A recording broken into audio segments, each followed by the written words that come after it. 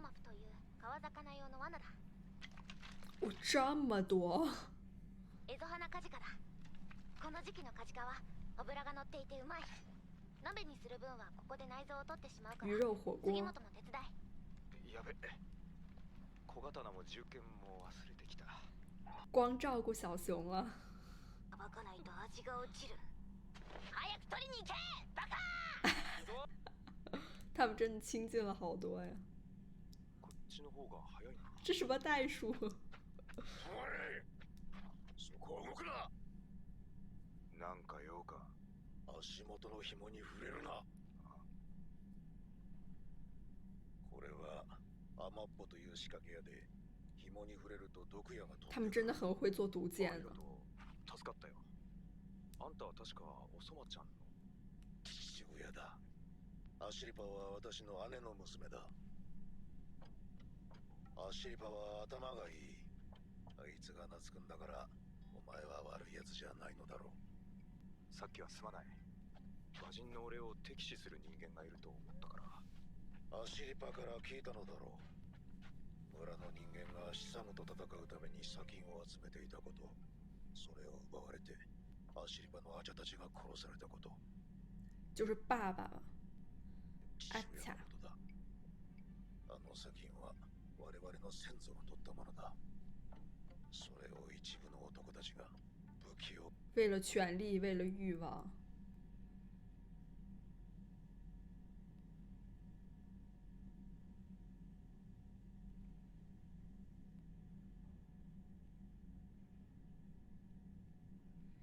不能玷污河流。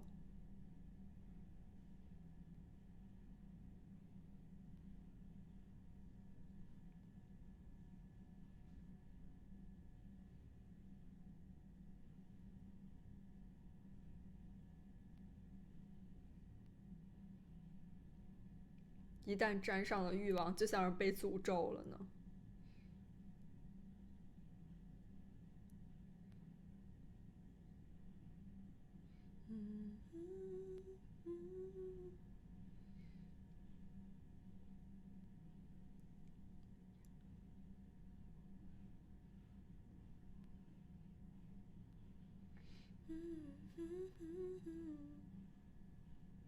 とても強いトゥレンペがついてるって。へえ。俺が不死身と言われるのも守り神のおかげかもな。つうか、アシリパさんがこれやってるの見たことないけど。この村じゃ年寄りしかやってないし。まったく若いやつは。できた。カジカで出汁を取ったキナオハウだ。うまそう。いただきます。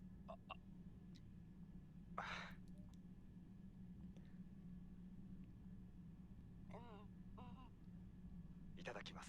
天呐，山原。うまい。濃厚でコクのある出汁が効いてる。こんなにたくさんの根菜を食べる可のは。愛。每集都能看到他们吃饭，很幸福。アシリパさん、このままでも十分うまいんだが、味噌入れたら絶対合うんじゃないの？これ。ふざけるなよ杉本。うんこを出すな。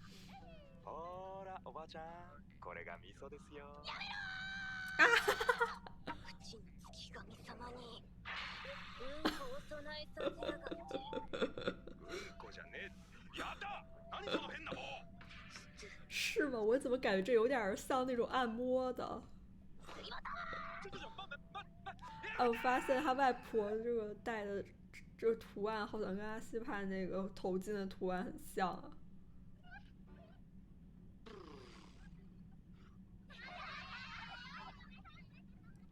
この数日でちょっと重くなった？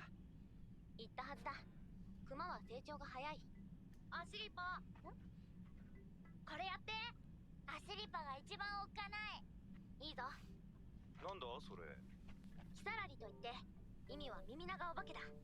窓の外からチラチラ出しながらこの世のものとは思えない声を出して子供を脅かすものだ。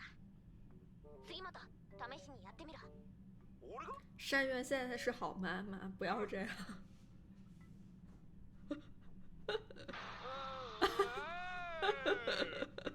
什么动静儿？やめろやめろ。引っ込め杉本。恥ずかしい。よこせ。手本。融入不到年轻人的生活。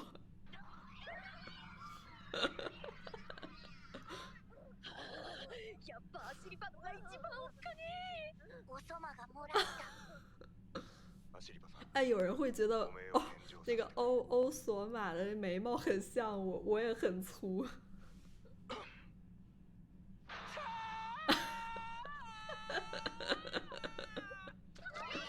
救命啊！我觉得山原好可爱啊。いいぞおそま。狩りの素質があるな。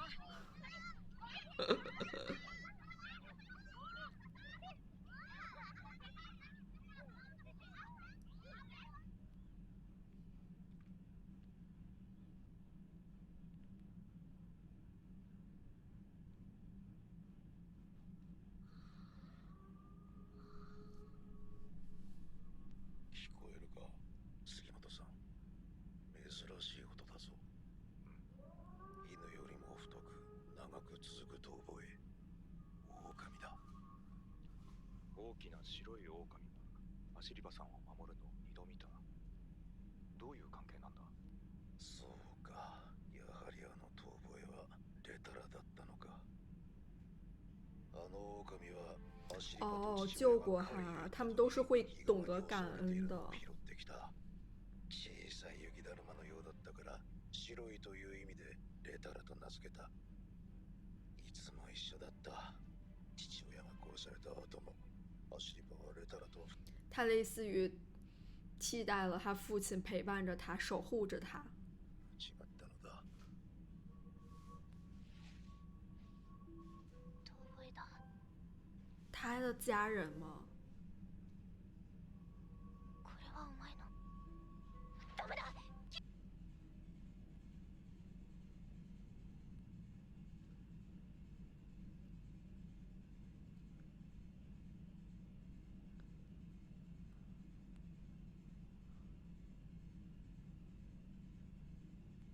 天呐，西帕，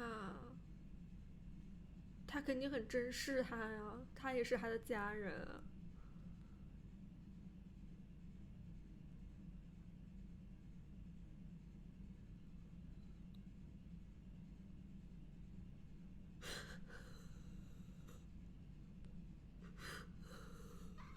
哦，宝宝。行かないでレタ爸爸。大人びてはいるが、アシリパは寂しがり屋の痛いけな子供なのだ。それからアシリパは笑顔を見せなくなった。だが最近は随分と明るい。杉本さんと山にいるのが楽しいんだろう。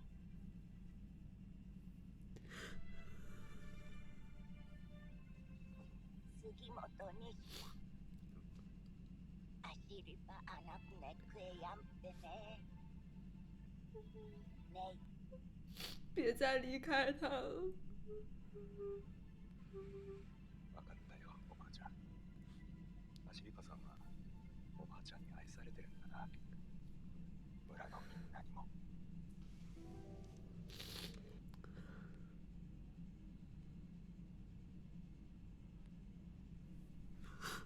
这个音乐。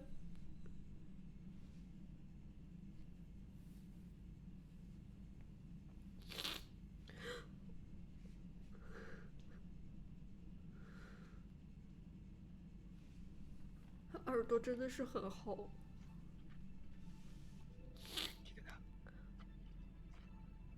别呀！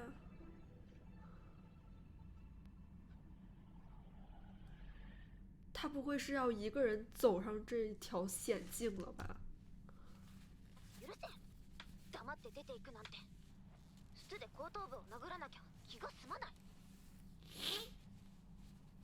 使われた形跡はない。町へ行ったきり戻ってないのか。可能怕性，怕有危险。とはいえ、あの大きな町で見つけ出すのはとても難しい。どうすれば。鹿の通り道で鹿笛を鳴らせば鹿がいると勘違いしてあいつが来るかもしれない。おいデカブツ、ああ、なんだあんたが。最近変わったことはないか？おお、そうだ。知り合いの店の女がよ、客に大怪我させられたんだよ。哦，就是俺のどこが那个変わったことなんだよ。いや、その客ってのがさ、変わった入れ墨をして但是他这个是伪造的吧？贴上去的。今その娘を連れてくるからさ、ニシンそばでも食べて待っててよ。うちはそばも絶品だから。いただきます。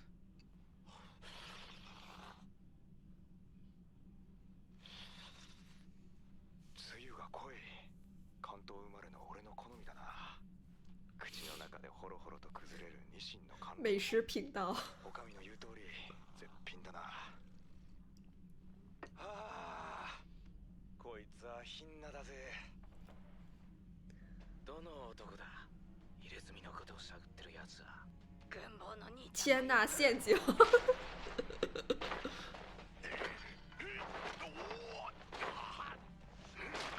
先下手为强。ひざまずけ。この状態で撃つと他们都是第お前の顔7から军团的吗？飛び出した弾が誰かに当たるかもしれん。我请问呢？不是为什么他们长得一模一样啊？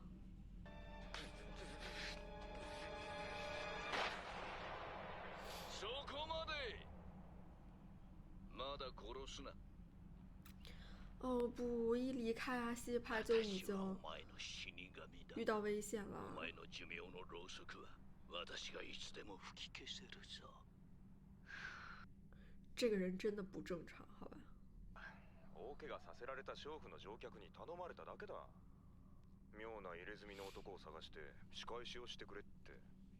男の人相を聞こうとしたのに銃を持った連中が囲んできたらわけもわからず逃げ出したくもなるだろう。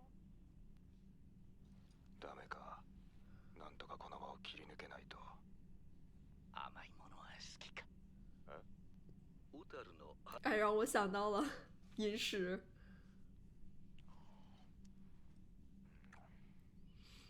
お前、甘いものは久しぶりなんで唾液腺が弾けそうだ。不死身不死身。川岸で瀕死の部下が見つかり、指で文字を書いた。ごちそうさま。出口は向こうかな。尾形上等兵をやったのはお前だな。不死身の杉本。座れ。お前らそっくりだな。銃で俺を殴ったのはどっちだ？印つけとけよ。おでことか目立つとこに。殺してやる。人違いだな。俺は杉本なんて名前じゃねえ。一度だけ不死身の杉本を旅順で見かけた。少し遠かったが、鬼神のごときそう。可能他还是同类人吧。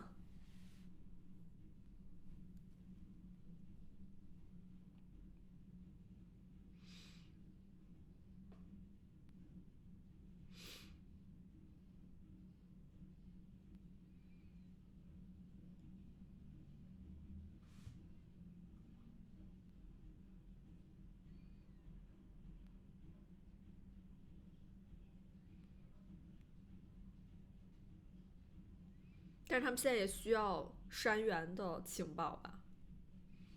身を持っているのだろう。どこに隠した？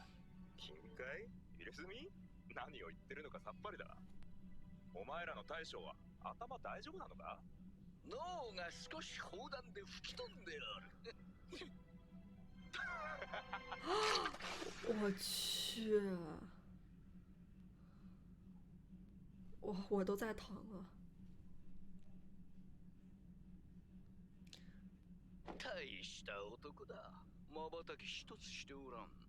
やはりお前は不死身の杉本だ。天呐，但是だがな、不死身で寿命のろうそくが消せぬというなら、俺がそのろうそくを頭からバリバリかじって消してやる。他牙口很好来着，但我真的觉得就是山原这穿了一根这个竹签好性感。うっかり忘れていったんだ。寝たらは目立つから夜を待とう。この場を生き延びる方法が一つだけある。私の下につくことだ。私は部下を戦争でたくさん失った。人手が足りん。100名弱の人員が北海道各地に散らばり。他需要一个忠于他的部队。山分けするにはお仲間が多すぎやしないかい。金塊は軍資金だ。旭川からちょろまかした武器弾薬では心もとない。他是要反叛吗？アメリカ人から武器を買う。世界中から集めた最新式だ。手始めに第七師団を乗っ取り、本州への天然資源の通り道である主要な港町を制圧。北海道を手に入れる。戦場では英雄だったのに、国へ帰れば。他可能就是不满这样子的对待，所以要反叛。私はお前のように勇猛な兵士が欲しい。我々と共に戦ってくれ。付き合ってくれ。ろうそくボリボリ。我去，不是吹掉，是砍掉蜡烛。この中にいるのか。阿西利派好可靠啊！よし、行け。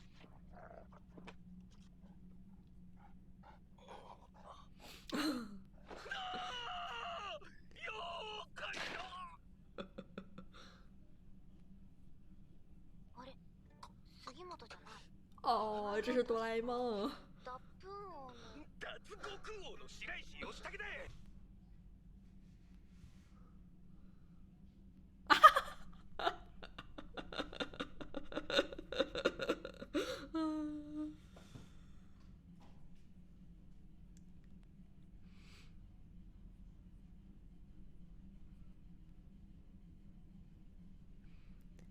因为他们上次一起掉河里。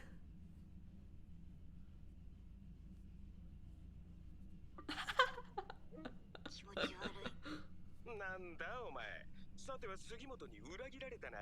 入れ墨の皮を持ち逃げされたんだろ。黙れ。なるほど、合点がいったぜ。やはりあの噂は杉本だったのか。あの噂？何のことだ？昨日顔に大きな傷跡のある男が大暴れの末、山原有点太明显了。今頃はもうとっくに殺されてるだろうな。そこへ案内しろ。この毒矢はヒグマなら10歩だが、お前なら一歩も動けずに死ぬ。わかったよ。わかったからこっちに向けるな。まったく物騒なガキだぜ。ちょっと待ってろ。目覚ましに顔を洗ってくる。やっぱり嫌な予感が当たった。杉本。どうした？あ。不愧是他呢。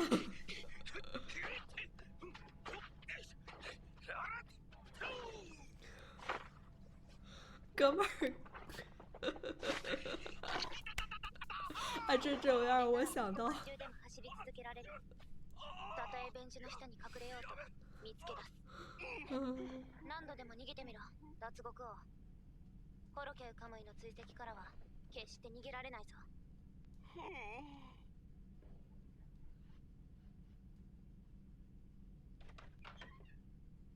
生きてるか、串団子野郎。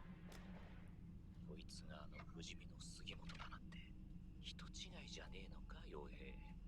昨日俺がしこたま殴って顔が倍になってたのに、もう腫れが引いてるぜ、傭兵。本物なら。所以他也是双胞胎啊。ってのか。殺したら入れ墨の隠し場所がわからんぞ、傭兵。いつまでも生ぬるいことやってないで。有賀を吐くまで指を落とし続けりゃいい。そば屋の前で俺を殴ったの哦お前だな。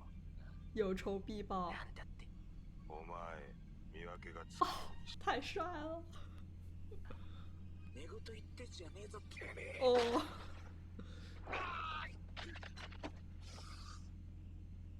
哇，他就在等这一刻呢。六啊，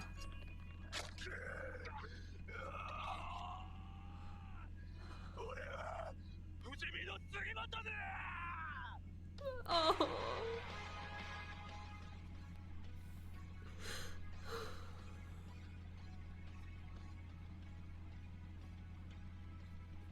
怎么办？才第4集，我感觉我已经爱上他了。我就让人再想到那个狼丽塔，他在不断去咬那个白石的脑袋，真的让我想到了萨拉哈鲁《万事屋》里的定川。就这集也是了解到更多阿西帕之前的故事吧，就不管是他最开始养过的小熊崽儿，还是他的双亲，还是后来能够陪伴他身边的狼，最后都是离他而去了。他同时也是非常受着村民们还有他外婆的这个爱戴，但是其实他是非常孤独的吧，就是最开始他出现的时候也是一个人在巨大的森林里面独自的狩猎。其实我觉得山原他到了阿西帕这个部落，看到了他的族人，他的整个生活的社区，就是更加意识到了他和阿西帕之间的差距。山原他之所以打不死，一定程度我觉得也是因为他没有什么顾虑吧，而不像是阿西帕其实还是有爱着他的人，有着自己的生活和文化，这么年轻其实也是背负着族人的希望。我觉得就是山原他可能不想放任这样一个善良开朗的女孩去被卷入更大的危险，毕竟他深知他接下来的旅途会是可能凶多吉少吧。他还是为了照顾到阿西帕的这个安危，所以想让他远离这些暴力。我觉得山原他是习惯了就是很多孤军奋战或者说是孤独的行动，我也相信通过他的这一次独自的离开，也会加深他跟阿西帕的羁绊吧。阿西帕这已经出来找他来救他了，不希望他们俩会分开的。我觉得阿西帕好不容易又找到了一个新的依靠，我觉得就是逐渐的他也会对山原有更多的依赖感吧，就不仅是一种伙伴，更像是一种家人，一个来自像父辈一样哥哥一样的，给他带来的一种安全感和归属感吧。而对于山原来说，这也会是一个全新的体验的，因为他也没有这样子的陪伴，就像是两个孤单的人可以互相取暖。山原他也一直是在背负着他个人的一个斗争，我觉得阿西帕的出现也是打破了他这个孤立的状态，不再会是一种孤军奋战。我觉得通过这一次这个两个人分开的契机，我觉得他们也会更加的从就是最开始是利益一致的这种互相工作伙伴，而变为更深的一层家人的关系吧。贺建这个角色还挺有意思的，其实他不单单是有野心吧，感觉更多的是对于现有秩序的一种反叛，感觉是想渴望能够自己掌控自己的命运，想推翻现在的这个社会秩序，多少也是掺杂了他的一些个人情绪和复仇吧。他明明应该是在战场上付出了很多，甚至他的这个头盖骨都已经没了，但是可能他并没有得到应该是一个英雄该有的待遇，也能看出来他这个变革的动机在哪儿吧。他跟山原也是形成了一种对比吧，就是他其实也是在为自己而活。可见他不仅是有着他自己自带的复杂的动机，还有这种残酷的个性，他同时还是非常的有谋略，他是真的是有计划有策略，该如何去进行一系列这个秩序的破坏，从而能够达到他的这个目标。不过他想面对的敌人也一定是非常强大的，就是这种强权是很难推翻的。我也还是很期待他接下来的这个道路和他该如何去宣泄出他的不满，能够掌控自己的命运。那这期视频要结束了，我们下期再见啦，拜拜。